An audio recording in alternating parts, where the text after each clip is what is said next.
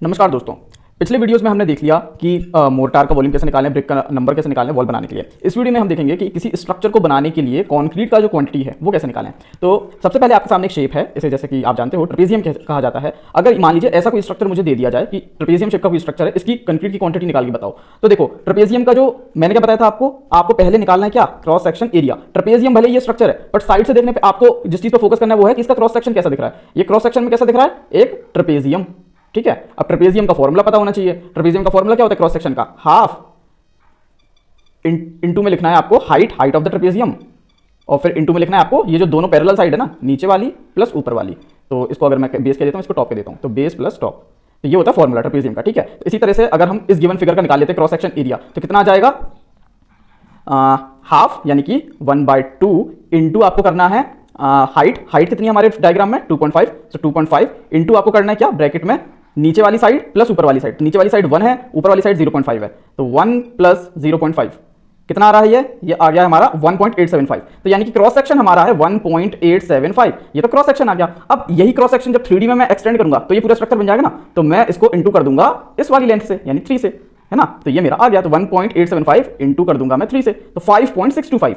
तो हमारे इस स्ट्रक्चर का वॉल्यूम आ गया है 5.625। ये हमारे इस स्ट्रक्चर का वॉल्यूम आ गया है निकल के। बट जैसा कि आपको लास्ट वीडियो में बताया था, हम जो ड्राइंग के डायमेंशन से वॉल्यूम निकालते हैं वो कौन सा वॉल्यूम होता है, वो होता है वेट वॉल्यूम। जी हाँ, तो इस वेट वॉल्यूम में अब चूंकि हम कंक्रीट की क्वांटिटी निकाल रहे हैं, मोर्टार निकालते थे तो वेट वॉल्यूम को ड्राई वॉल्यूम में बदलने के लिए किससे मल्टीप्लाई करते थे, मोर्टार के केस में 1.33 से। बट चूंकि हम यहाँ कंक्रीट की क्वांटिटी निकालेंगे तो अब यहाँ किससे मल्टीप्लाई करना है आपको, 1.54 से। यानी कि इस स्ट्रक्चर का जो मैं क्वांटिटी निकालने के लिए वॉल्यूम यूज करूंगा वो क्या होगा, 5.625 इंटू 1.54 यानी कि 8.66। तो 8.66 वो वॉल्यूम होगा जो मैं सीमेंट सैंड और एग्रीगेट की क्वांटिटी निकालने के लिए यूज करूंगा, यानी कि ड्राई वॉल्यूम।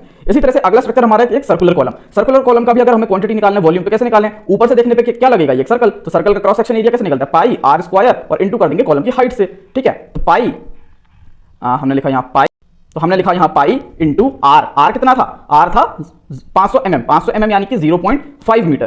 ठीक है, आर का स्क्वायर होता है अगेन 0.5, तो ये आ गया इसका क्रॉस सेक्शन एरिया 0.785। तो क्रॉस सेक्शन एरिया कितना आ रहा है, क्रॉस सेक्शन एरिया आ रहा है 0.785। अब इसको मल्टीप्लाई कर दूंगा मैं कॉलम की हाइट से यानी 3 से, तो मुझे क्या निकल के आ जाएगा, वेट वॉल्यूम। तो मैं इसका इंटू कर दूंगा 3 से यानी 2.356। तो 2.356 ये क्या निकल के आ गया, ये इस कॉलम का वेट वॉल्यूम निकल के आ गया है। अब मुझे क्वांटिटी निकालने के लिए क्या चाहिए होगा, इसका ड्राई वॉल्यूम। तो ड्राई वॉल्यूम के लिए क्या करूंगा, इसमें मल्टीप्लाई कर दूंगा 1.54 का, तो 3.628। तो 3.628 मीटर क्यूब ये वो वॉल्यूम है जो मैं यूज करूंगा सीमेंट सैंड एग्रीगेट की क्वांटिटी निकालने के लिए। ठीक है, इसी तरह मान लीजिए ये एक बीम है। अब है तो ये बीम, पर आपको क्या फोकस करना है, इसके क्रॉस सेक्शन पर। ये इसका क्रॉस सेक्शन कैसा होगा, एक रेक्टेंगल की तरह जिसके डायमेंशन हमें पता है। तो इसका वॉल्यूम कैसे निकालेंगे, पहले इस रेक्टेंगल का क्रॉस सेक्शन निकाल लो। कैसे निकलेगा, 400 इंटू 200 यानी कि 0.4 इंटू 0.2।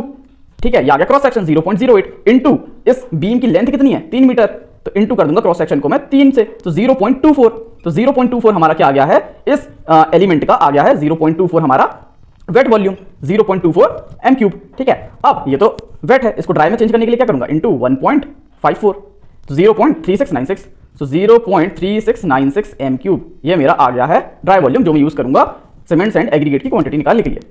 अब जैसा कि मैंने बताया, हम जो ड्राइंग के डायमेंशन से वॉल्यूम निकालते हैं स्ट्रक्चर का वो होता है वेट वॉल्यूम। ठीक है, और जब हम मैनुअली सीमेंट सैंड एग्रीगेट तीनों की क्वांटिटी निकालेंगे, मैनुअली जब हम करते हैं तो हम लोग इस जो ड्राइंग के डायमेंशन से निकाला ना वॉल्यूम, उसको मल्टीप्लाइंग फैक्टर से मल्टीप्लाई करते हैं। कंक्रीट के केस में 1.54 और मोर्टार के केस में 1.33, तब जाके हमें ड्राई वॉल्यूम निकल के आता है। और इस ड्राई वॉल्यूम को फिर हम वो जो रेशो वाला फॉर्मेट रहता है ना कि सीमेंट निकालने के लिए 1 टोटल इंटू वॉल्यूम करते हैं, तो वो वाला वॉल्यूम यही होता है ड्राई वॉल्यूम। ठीक है, अब कुछ इंपॉर्टेंट बातें, कंक्रीट के जो ग्रेड्स होते हैं ना वो इस तरह से क्लासिफाइड हैं। जैसे कि सबसे जो मिनिमम ग्रेड है M5 होता था, मतलब बना सकते हो, लेकिन M5 और M7.5 ये यूज में बिल्कुल ही नहीं आते हैं, बहुत टाइम से इनका यूज बंद हो चुका है। ठीक, M10 कहीं कहीं यूज आता है, जनरली हम लोग M15 आजकल यूज करते हैं, M15 M20 M25 और फिर जितनी स्ट्रेंथ चाहिए उतना बढ़ते जाते हैं। ठीक है, अब ये चलता है, देखो जनरली 5-5 के गैप पे चलेगा। M5 उसके बाद M7.5 एक्सेप्शन है, फिर M10 फिर M15 फिर M20 M25 30 40 50 55 60। अब इसमें क्लासिफिकेशन आपको देखना चाहिए। क्लासिफिकेशन इस तरह है कि देखो M5 और M7.5 इन दोनों को बोला जाता है लीन कंक्रीट, यानी एकदम लो क्वालिटी का कंक्रीट। ठीक है, इसके बाद आता है आपका M10 M15 और M20, इन तीनों को बोला जाता है ऑर्डिनरी कंक्रीट, क्योंकि ये जनरली ज्यादातर जगह यूज किए जाते हैं ऑर्डिनरी पर्पसेस के लिए। फिर आता है हमारा M25 से लेके M55 तक, इसको बोला जाता है स्टैंडर्ड कंक्रीट, यानी जब कुछ स्टैंडर्ड चीज बना रहे होते हैं हाई लेवल की तो इनका यूज होता है। और जब बहुत ही ज्यादा स्ट्रेंथ चाहिए तो फिर M60 और इससे ज्यादा जो भी होता है उसे कह देते हैं हम हाई स्ट्रेंथ कंक्रीट। ठीक है, अब जब भी हम कंक्रीट को देखते हैं उसकी नेमिंग को, तो हमें दो चीजें देखने को मिलती हैं। एक लिखा होता है M और डैश, और फिर उसके बाद कुछ नंबर लिखा होता है ना। तो ये जो M है ये डिनोट करता है मिक्स प्रोपोर्शन, कि ये जो आपको आगे नंबर दिखा है ये किसी मिक्स प्रोपोर्शन का यूज करके बनाया गया है, यानी रेशो का यूज करके। और ये जो नंबर होता है ना, ये होती है कैरेक्टरिस्टिक कंप्रेसिव स्ट्रेंथ, यानी कि 28 दिन के बाद उस कंक्रीट का जब कंप्रेसिव स्ट्रेंथ टेस्ट करोगे तो उसकी स्ट्रेंथ लगभग उतनी आनी चाहिए जितना यह नंबर लिखा हुआ है। ठीक है, अब M5 का रेशो आप देखो शुरुआत कहां से होती है, शुरुआत होती है M5 का रेशो 1:5:10। तो ये जो पहला होता है टर्म ये डिनोट करता है सीमेंट का पार्ट, जो दूसरा वाला बीच का होता है ये डिनोट करता है सैंड का पार्ट, और जो थर्ड वाला पार्ट होता है ये डिनोट करता है एग्रीगेट, यानी गिट्टी का पार्ट, आपकी गिट्टी कितनी होगी। तो सीमेंट सैंड एग्रीगेट इस फॉर्मेट में ये रेशो लिखा होता है। जैसे M5 का है 1:5:10, M7.5 का है 1:4:8, फिर M10 का है 1:3:6, फिर M15 का है 1:2:4, फिर M20 का है 1:1.5:3, फिर M25 का है 1:1:2। तो ये जिनके रेशो हमें पता है ना, तो इनको हम मैन्युअली साइट पे बना लेते हैं।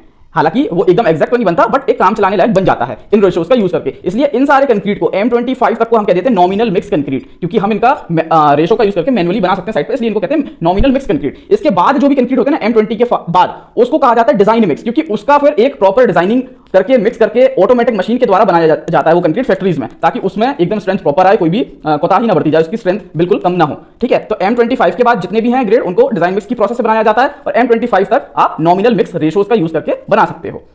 ठीक है, अब देखिए, जब जो कंक्रीट होता है आप प्लेस कर देते हो एक जगह, अब कंक्रीट फर्स्ट दिन से जिस टाइम आप उसमें पानी मिलाते हो उसी टाइम से उसमें रिएक्शन चालू हो जाती हैं, उसी टाइम से उसमें जो सीमेंट और कंपाउंड्स हैं, जो बॉज कंपाउंड्स हैं, वो अपना अपना काम करना शुरू करते हैं, और जो सीमेंट जिस शेप में कास्ट किया है आपने उस शेप में वो अपनी स्ट्रेंथ गेन करना चालू हो जाता है।